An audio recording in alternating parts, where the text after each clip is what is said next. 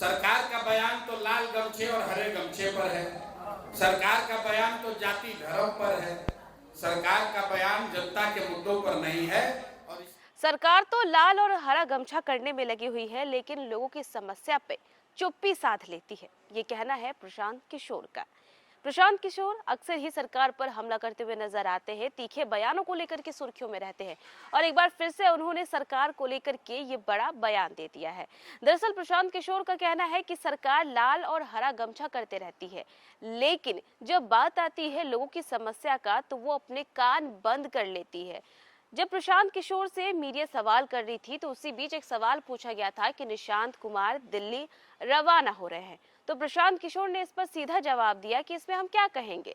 इससे पहले भी मुजफ्फरपुर में बड़ा कांड हुआ था, तो क्या नीतीश कुमार की सरकार में नीतीश जी ने कोई जवाब दिया था इस पर? उन्होंने चुप्पी साध ली थी, कुछ नहीं कहा था और वैसा ही निशांत कर रहे। और इसके बाद उन्होंने बड़ा बयान देते हुए कहा है कि सरकार सिर्फ हरा और लाल गमछा करने में व्यस्त है, लोगों की समस्या सुनने की जब बात आती है तो सरकार अपने कानों को बंद कर लेती है। मुजफ्फरपुर अग्निकांड के बाद बिहार के स्वास्थ्य मंत्री निशांत कुमार के दिल्ली रवाना हो जाने के सवाल पर पीके काफी भड़कते हुए नजर आए। उन्होंने कहा है कि बिहार ने उसी मुजफ्फरपुर में कुछ साल पहले एक बहुत बड़ा कांड देखा जब नीतीश मुख्यमंत्री थे, तो तब क्या उन्होंने उस घटना पर कोई बयान दिया था? विधानसभा चुनाव के बाद अब तक अलग अलग राज्यों में 55 से अधिक बिहारी नौजवानों और मजदूरों की जान जा चुकी है, क्या उस पर किसी ने कोई बयान दिया? पीके ने आगे सवाल करते हुए कहा है कि बिहार में सैकड़ों पुल टूट रहे हैं और उस पर अपने सरकार का कोई बयान सुना है आपने? सरकार का बयान तो लाल गमछे और हरे गमछे पर है, सरकार का बयान जाति धर्म पर है, सरकार का बयान जनता के मुद्दों पर नहीं, और इसके लिए सरकार और सरकार में बैठे हुए लोगों से ज्यादा आप और हम जिम्मेदार हैं, क्योंकि हम लोगों ने अपने बच्चों के लिए वोट नहीं दिया है। पिछले 3 साल से जनसुराज घूम घूम कर यही बता रही है कि अगर नेताओं का चेहरा देख कर के वोट दीजिएगा तो पढ़ा लिखा हो या अनपढ़ हो, स्वस्थ हो या अस्वस्थ हो, नेता का बेटा राजा बनेगा और आपके बच्चे मजदूर बनेंगे। तो देखा आपने कि प्रशांत किशोर जो है वो किस तरीके से सरकार पर हमला करते हुए नजर आ रहे हैं। उनका कहना है कि ये नेताओं को चुनना ये आपकी और हमारी गलती है। अगर नेता के बेटे को चुनेंगे तो वो पढ़ा लिखा हो, अनपढ़ हो या फिर स्वस्थ हो या अस्वस्थ हो, नेता का बेटा राजा बनेगा और हमारे बच्चे मजदूर बनेंगे।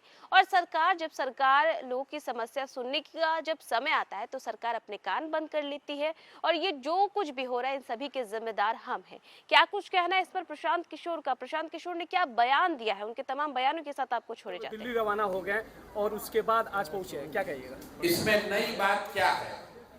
बिहार ने उसी मुजफ्फरपुर में एक बहुत बड़ा कांड देखा है जब मुख्यमंत्री नीतीश कुमार थे। तब क्या नीतीश कुमार ने उस पर कोई बयान दिया था? चुनाव के बाद 55 से ज्यादा बिहार के नवयुवक दूसरे राज्यों में मजदूरी करते हुए दुर्घटनाग्रस्त हो गए, उनकी जान चली गई। क्या तब किसी ने उस पर बयान दिया? यहाँ पर सैकड़ों पुल रोज टूट रहा है, उस पर आपने सरकार का कोई बयान सुना? सरकार का बयान तो लाल गमछे और हरे गमछे पर है, सरकार का बयान तो जाति धर्म पर है, सरकार का बयान जनता के मुद्दों पर नहीं है। और इसके लिए सरकार और सरकार में बैठे हुए लोगों से ज्यादा आप और हम जिम्मेवार हैं, क्योंकि हम लोगों ने अपने बच्चों के मुद्दों के लिए वोट नहीं किया है।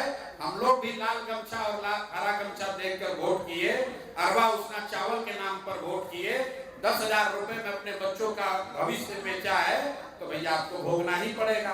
3 बरस से जनसुराज यही तो बता रहा था कि नेताओं का चेहरा देखकर वोट दीजिएगा, तो नेता का लड़का चाहे पढ़ा लिखा हो या अनपढ़, स्वस्थ हो या अस्वस्थ, वो नेता का लड़का नेता बनेगा, राजा बनेगा, और आपके बच्चे मजदूर बनेंगे। आप देख रहे हैं नीतीश कुमार पूरे जीवन भर परिवारवाद पर भाषण देते रहे और आज उनका लड़का स्वास्थ्य मंत्री है।